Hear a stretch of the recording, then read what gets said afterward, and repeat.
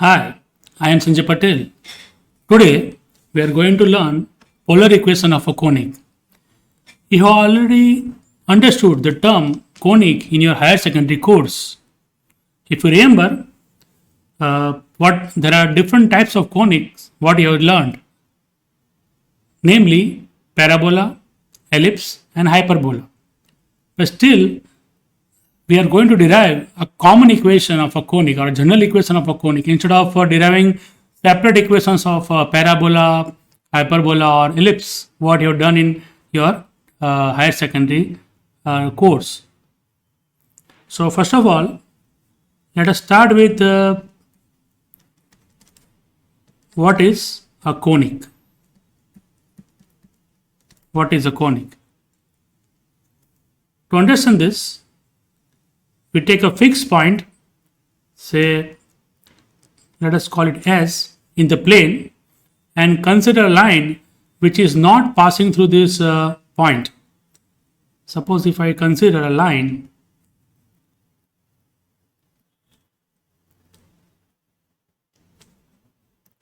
say here,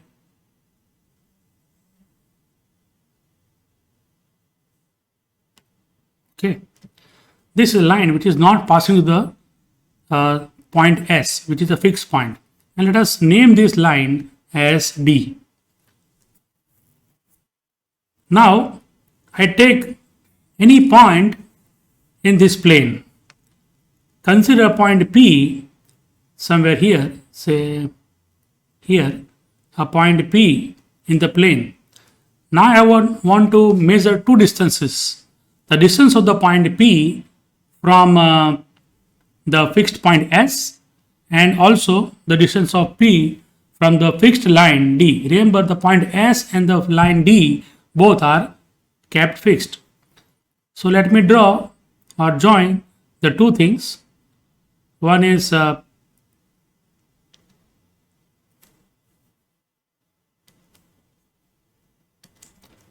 us draw perpendicular from the point P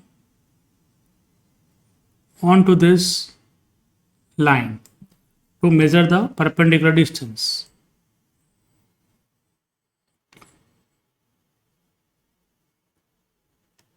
Okay.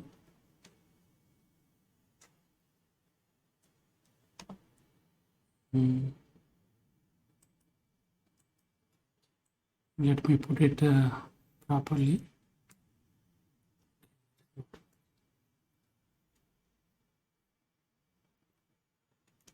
Let us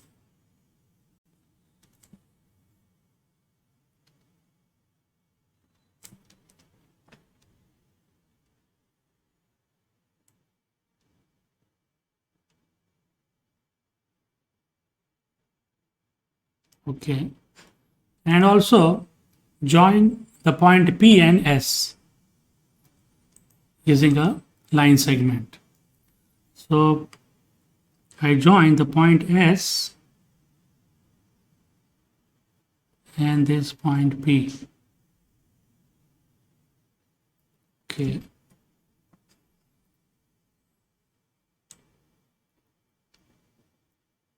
Let us join this one. Okay, fine.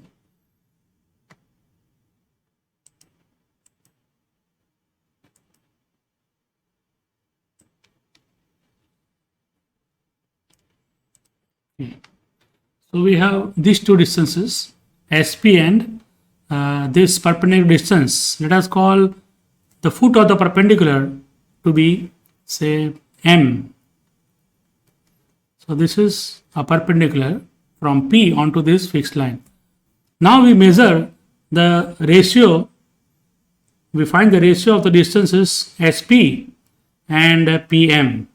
So we find SP upon PM.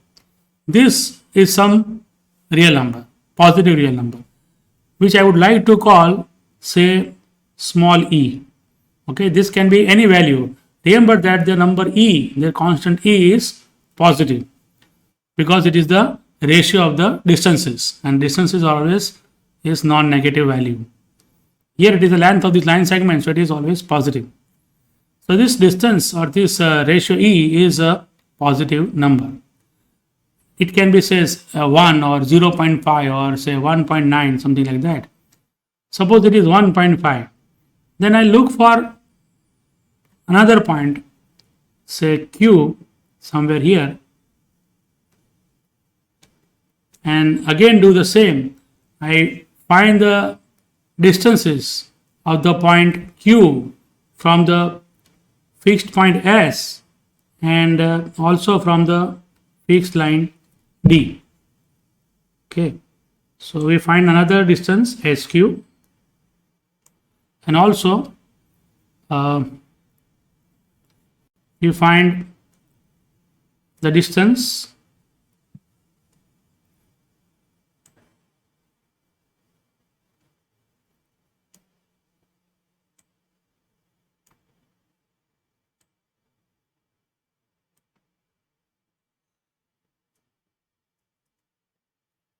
okay.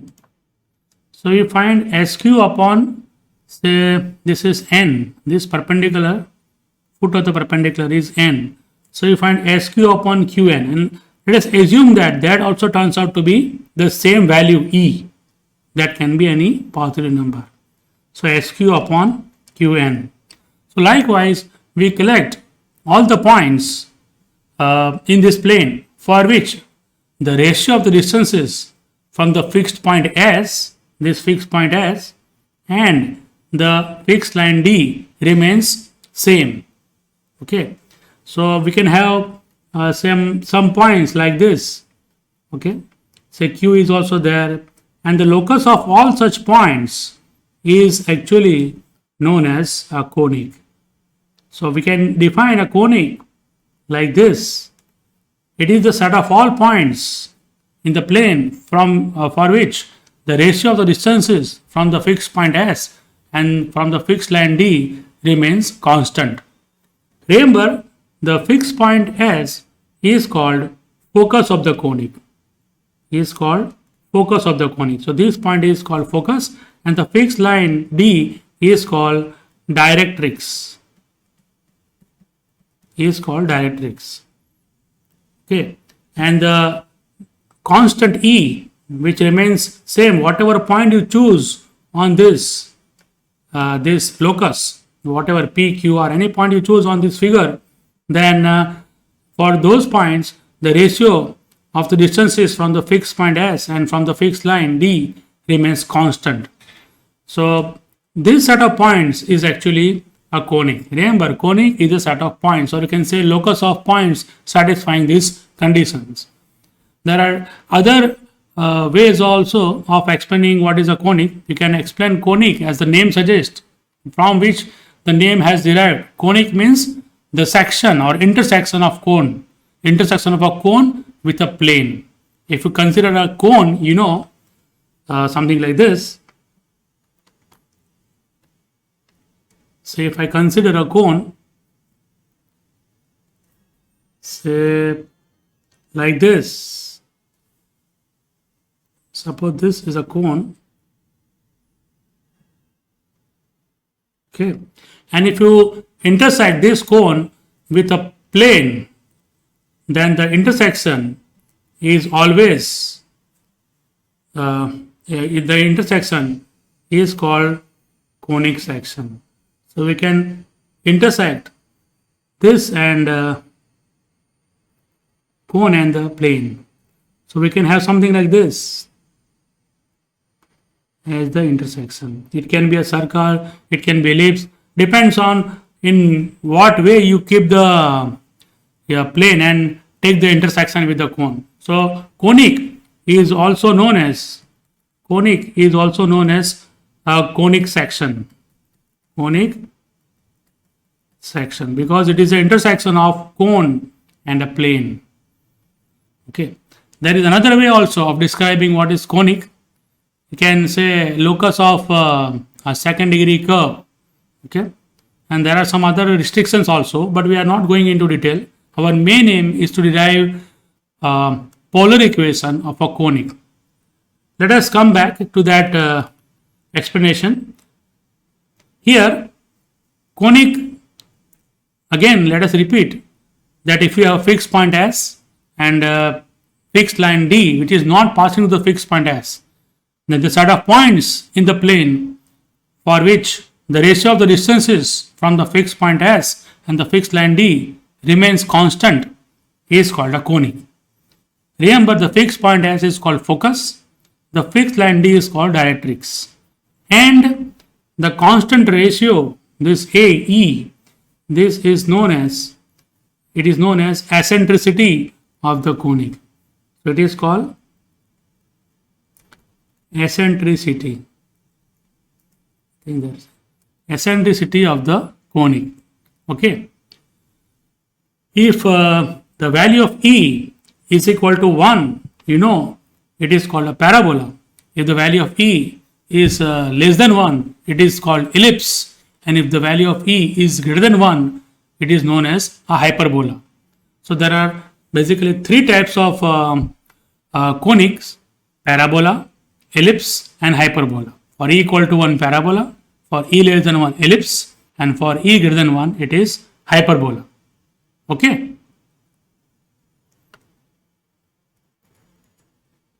But in our study of this polar equation of conic, what we are going to learn is a common equation of a conic, rather deriving different equations for the different types of conic.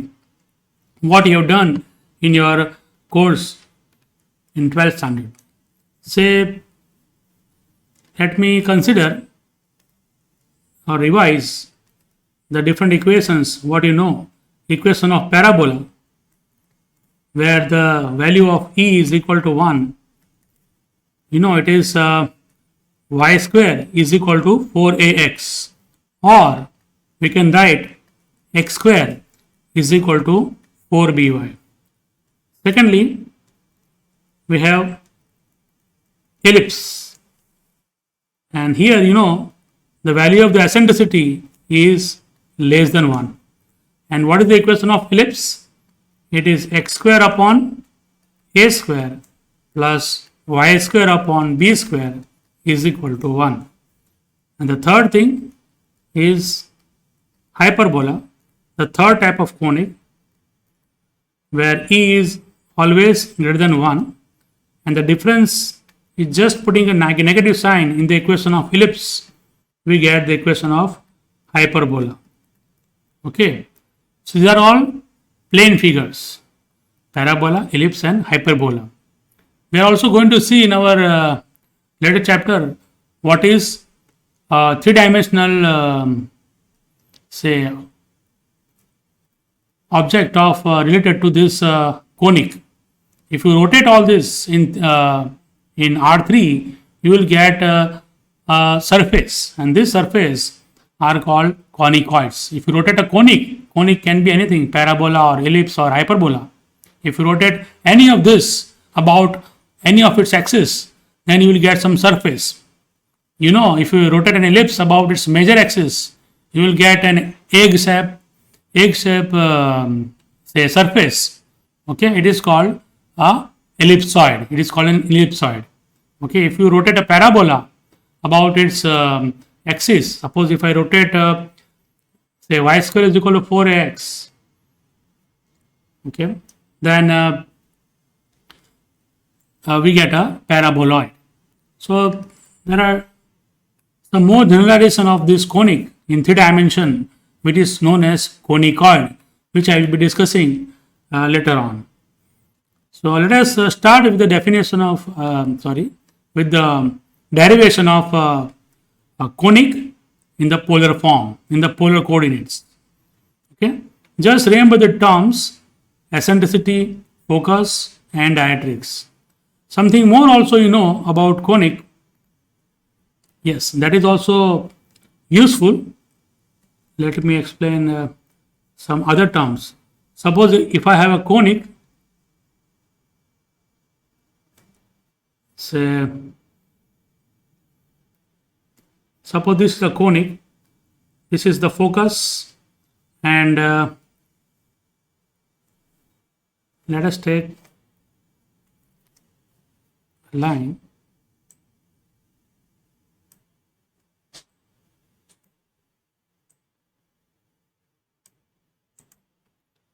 Let me take another line also as a directrix.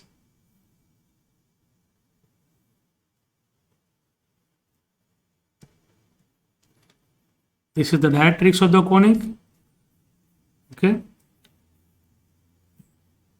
This line which we draw from the focus onto this directrix, which is perpendicular to this, is known as the axis of the conic. So remember, this is called axis.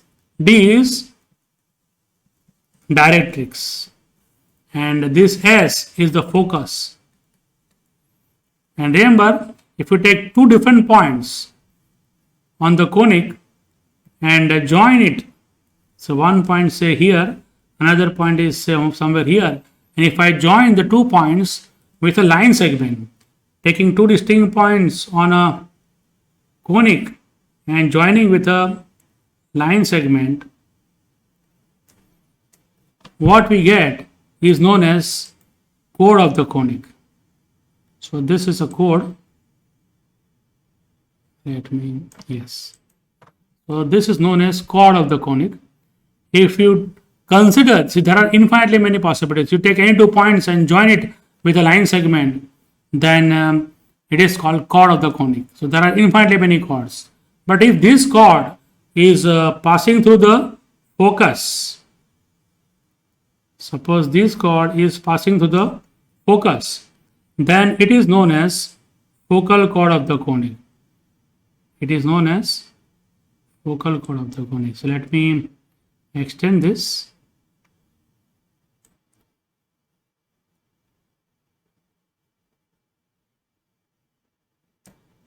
Yes. So this is called focal chord. It is passing to the focus. There is one more term. Let me write first of all here.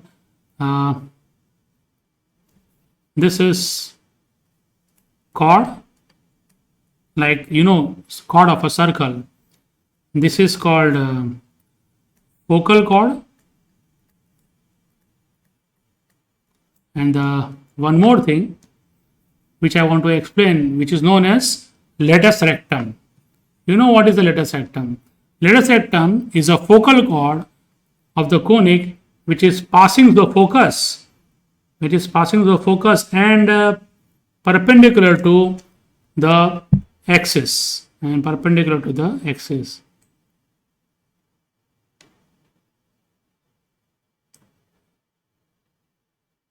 It is not.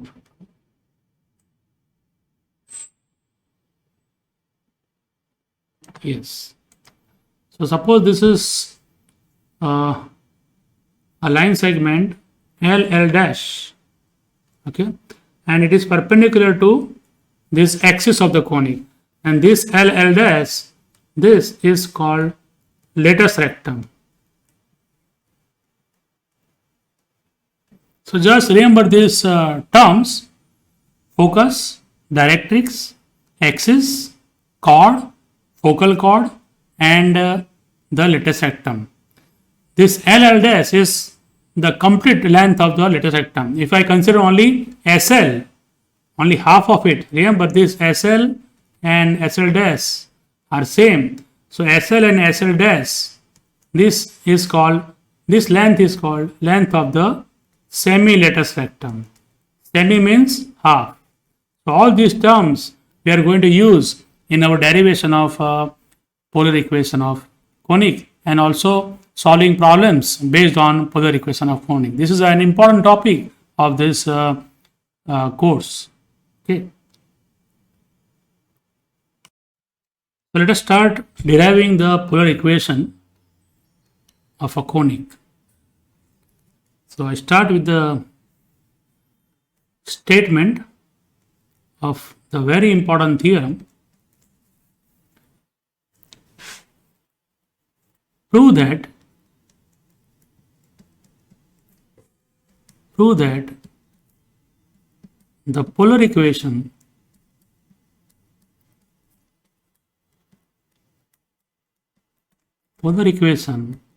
of a conic in R2 whose whose eccentricity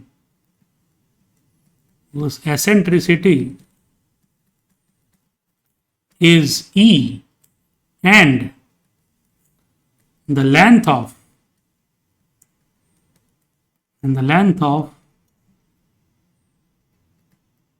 semi-latus rectum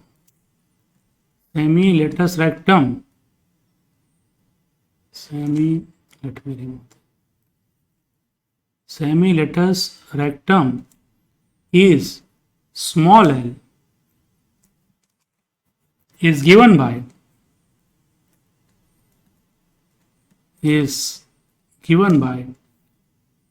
the equation L upon R is equal to 1 plus E cos theta. So we are going to derive this equation. Remember what is L here? Length of semi-latus rectum, means half length of the latus rectum, and E is the value of the eccentricity. E can be anything. It can be less than 1, greater than 1, or equal to 1. So it is not fixed that it is a parabola or ellipse or hyperbola. So let us start with the proof.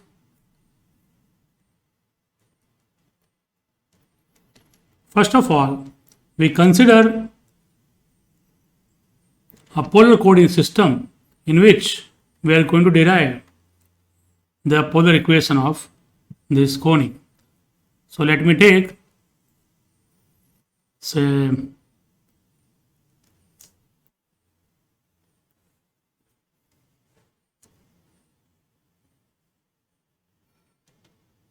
let us take a fixed point first.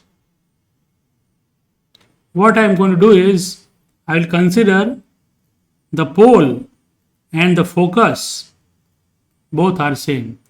So pole is the fixed point in the polar coordinate system, and focus, let me consider a ray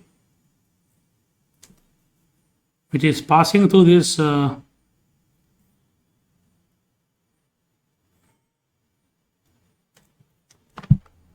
okay.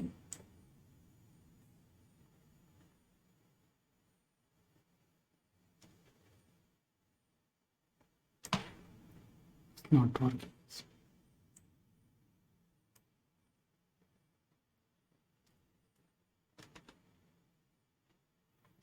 Let me remove this. So this is the focus and pole, and Sx is the initial line.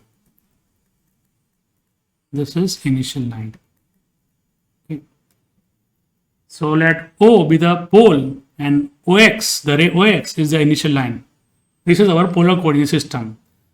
In this polar coordinate system, we start with the pole as the focus, whose of the conic whose equation you want to derive. And I take the directrix, which is, say, here. Oh, sorry.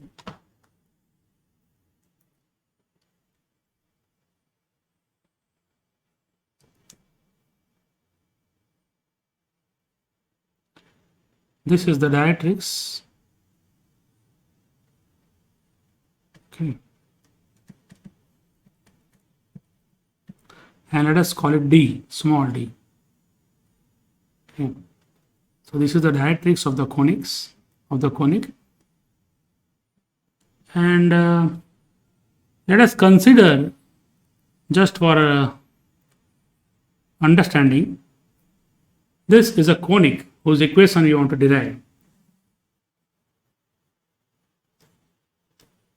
Okay, suppose this is our conic. It can be anything, not necessarily a parabola, just to understand this.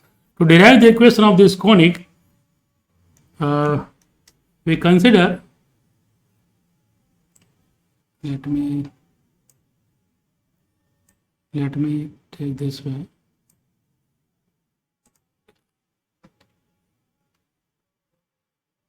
And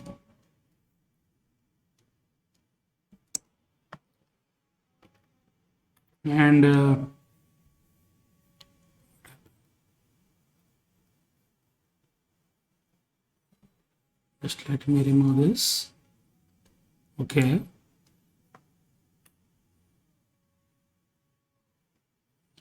And this also.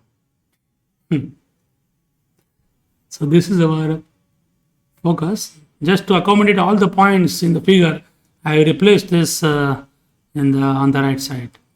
Now, to derive the equation of any object, whether it is in the polar system or in the coordinate system, we start with an arbitrary point on the given object. So I start with a point P on this conic. Say suppose P is a point somewhere here. Okay. In the polar coordinate system, let PR comma theta be any point on this conic. Then what is r and theta that we know? So what I do is I join the point O and the point P. Also, I draw perpendicular from the point P. Understand this construction from the point P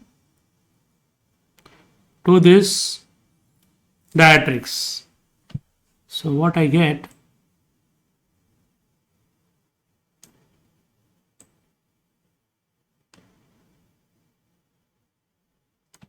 okay, so I draw perpendicular from P onto this, and suppose M is the foot of the perpendicular. This M is the foot of the perpendicular. Then you know, in the polar coordinate system, this length is R, the length SP is R, and this angle is theta. Okay, angle made by this SP with the initial line, which is SX or OX, ray OX, is theta. Now, what is lattice septum? That we have understood. Lattice septum is a focal chord of a conic which is perpendicular to the axis of the conic. In this figure, I am taking the initial line SX, initial line OX as the axis of the conic. So initial line and axis both are same. Initial line and the axis both are same. Let me draw a focal chord which is perpendicular to this axis and passing to the focus. And let us extend also.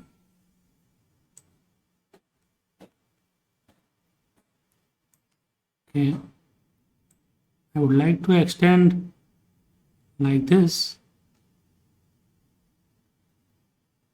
Just a minute. Yes.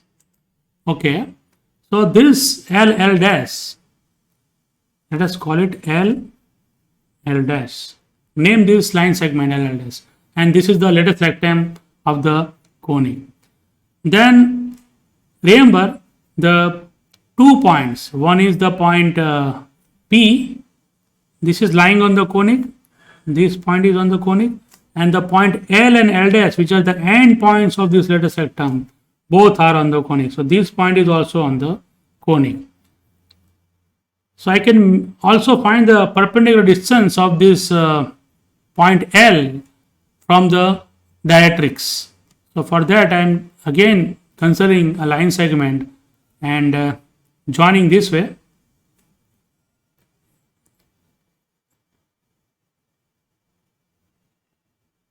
Just a minute.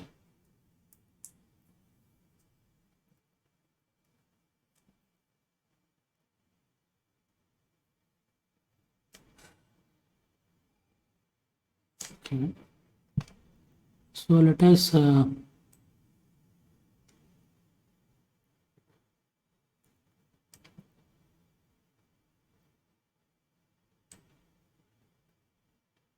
okay. So this way you can join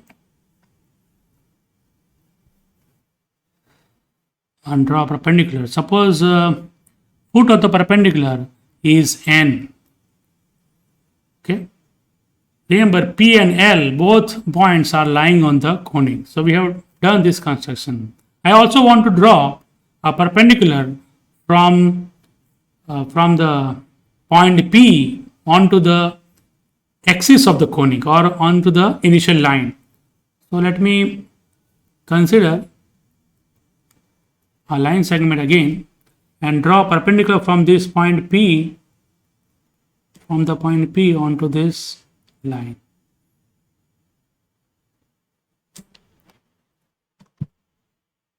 So this is a perpendicular from the point P onto this line. And suppose this foot of the perpendicular is, say, Q. This point is Q. Okay, we drop a perpendicular. So this triangle PQO or PQS is a right angle triangle. Fine. And let us also name this point of intersection of the initial line and the directrix somewhere here, say as R. Let us call it R. So I am calling this point to be R. Okay. So everything is fine now. Let us start deriving the equation. What we have done so far, let me write down so that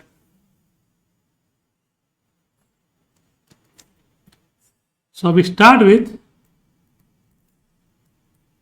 PR comma theta be any point on the conic, whose equation you want to derive. Okay. And remember, note that we take the focus or the focus as the pole and the ray Sx or the line Sx as the initial line,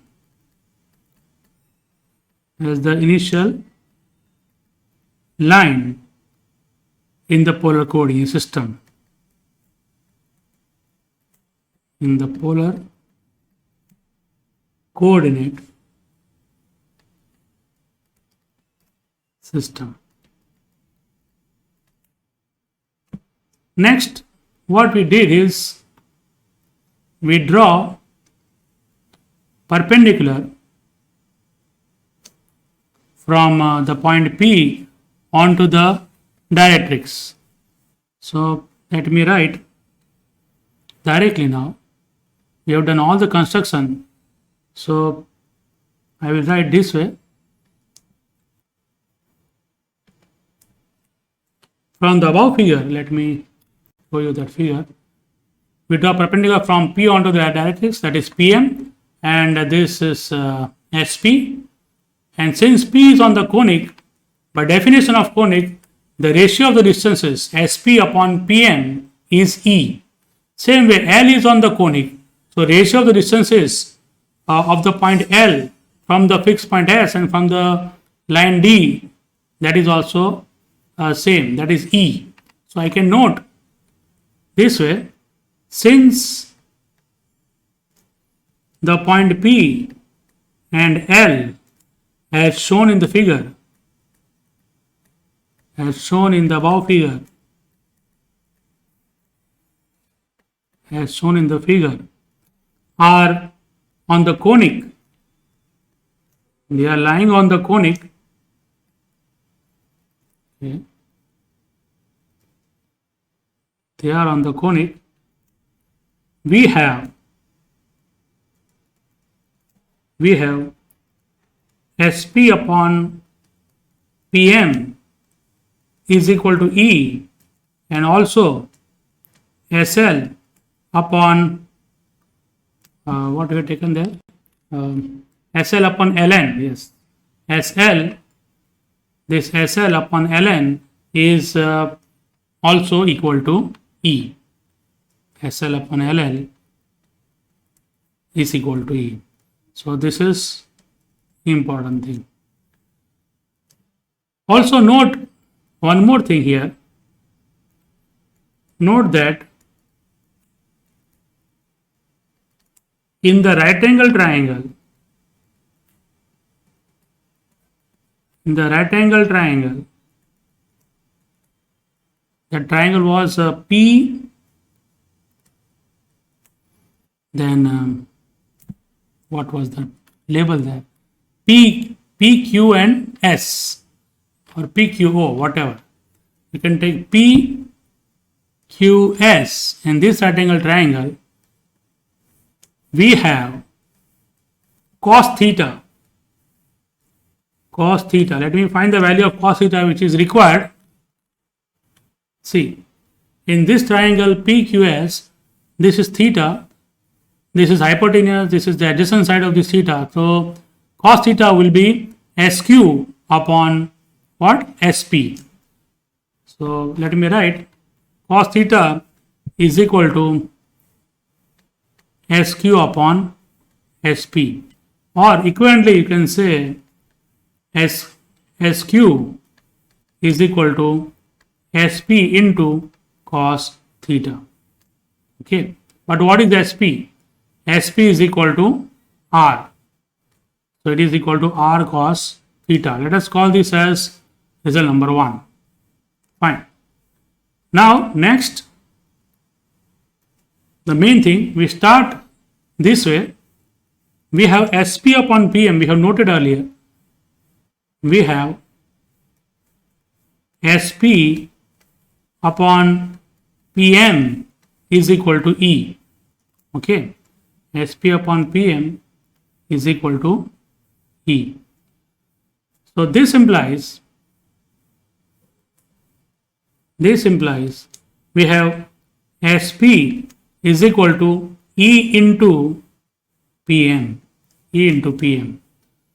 This I can write as, you see in the figure, what is PM?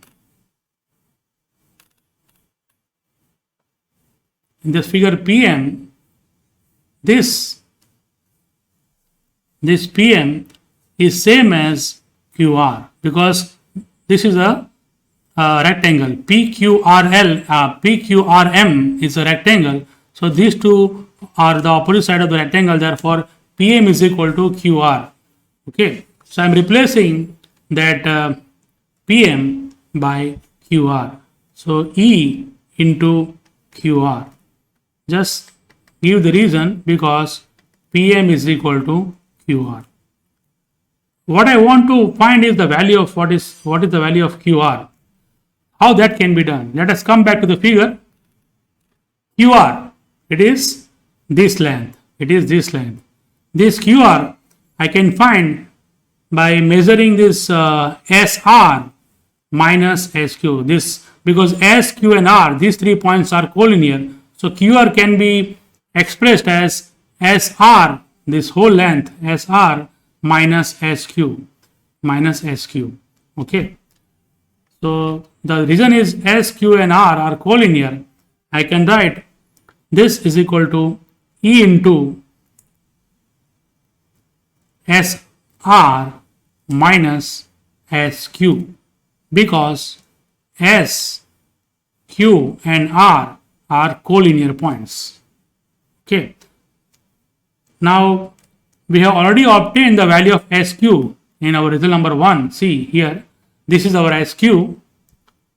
Okay. So I can use this SQ is equal to R cos theta here and substitute in this step. So this is equal to E into SR minus R into cos theta, because of result number 1. Now let us find what is SR, because we don't know the length of this SR in this figure. So I should convert this length into some known value. This SR, and you can see in this LN, they are also same. So this and this both are same. Okay. This and this both are same. Again, they form a rectangle here. LNRS or LSRN is a rectangle. So again, LN and SR are same. So I am replacing SR by ln. The reason is I can find the value of ln. Why? You'll understand in a minute. Just mention that because ln is same as SR. Okay, every time you must give the reason why. Every step has a reason. So next, how to find the value of ln? For ln, if you remember, this L is the point on the conic, and in the beginning of this proof we have noted that SL upon ln here, SL upon ln is equal to E. So I will use this, SL upon ln is equal to E. So I can write SL is equal to E times ln. Okay, so from star I can write this is equal to SL into what was that? SL into E minus, just a minute, let me check. We want to find ln, so ln is equal to SL upon E. Sorry, it is not this.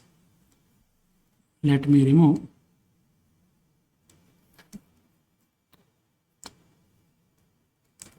We have SL upon ln is equal to E, correct? In star. So what is ln? Ln is equal to SL upon E. So I can write SL upon E minus R cos theta. Fine. So everything is clear. What I have proved actually here is this thing. We have started with SP. SP upon PM is equal to E, and I have proved that SP equal to this expression. So let me rewrite it. So SP is equal to this thing, SL, taking E inside this bracket, multiplying by E, will get R into E into cos theta. Okay, this E will be cancelled when you simplify. And what is SP? SP is nothing but R, small r, this P is the point here, this is the point P, and this SP is the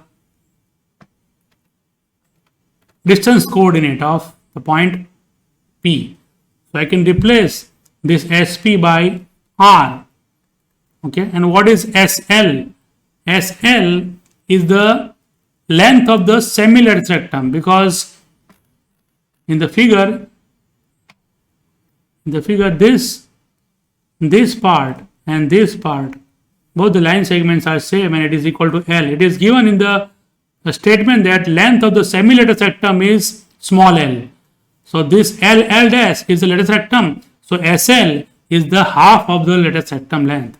That is nothing but small l. So I can write SL is equal to small l in the last step. So this last step gives me small l minus R into E cos theta, because SL is equal to small l is equal to the length of semi-lattice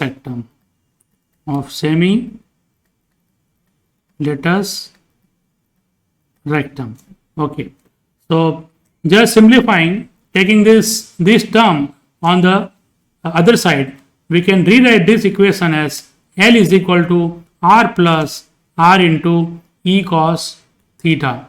So taking R common or dividing by R, we will get L upon R is equal to 1 plus E cos theta. So just multiplying these both the sides by 1 upon R, we get this equation. So this is the required equation of conic in R2. Remember, it is a polar equation. Here R and theta are variables. E is the constant, which is the eccentricity, and this L is the length of the semi-lattice rectum.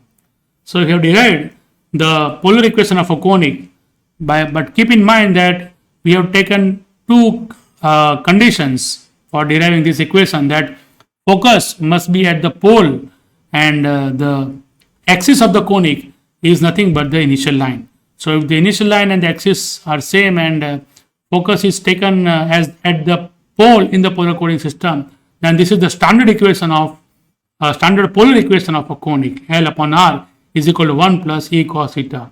So remember this, it is a very important equation, and we'll be deriving some interesting results based on this polar equation of conic, and we'll take some problems in the next lecture. Thank you.